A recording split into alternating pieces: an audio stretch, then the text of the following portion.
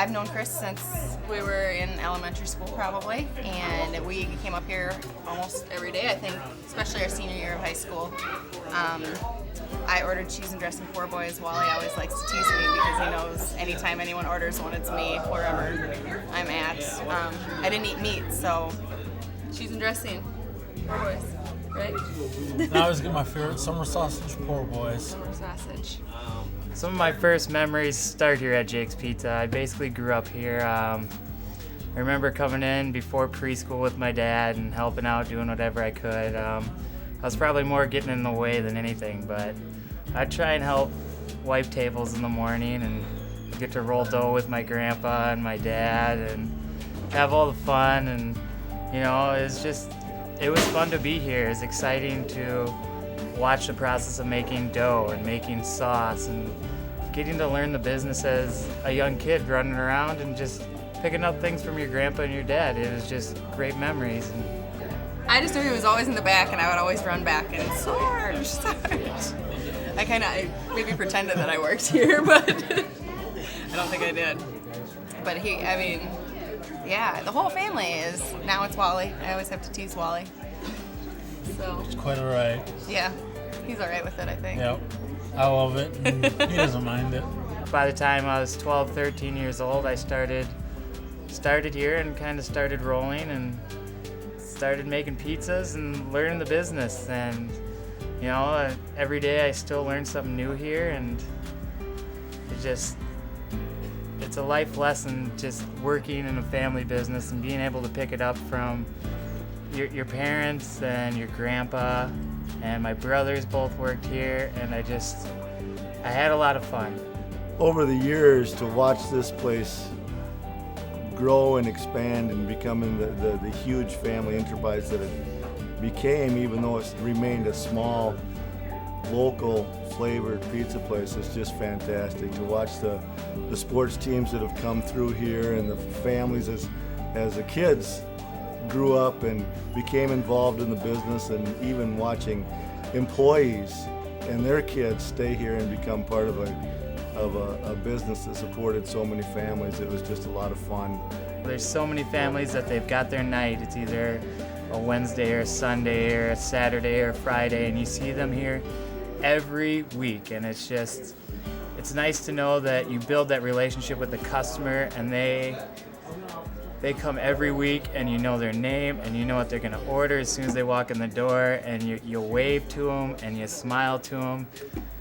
It's just neat to do something like that. To watch kids press their noses up against the window and watch those cooks throw the pizzas is one thing I'll miss. Just the quaintness of the location is going to be hard to replicate anywhere else. There's nothing better than, you know, you serve a pizza, you cut it up, you're like, that looks like a good pizza, and the customer comes up and smiles. Afterwards they tell you, that was a good pizza, thanks. And it's the way that I like to do business, is make people happy and give them their money's worth.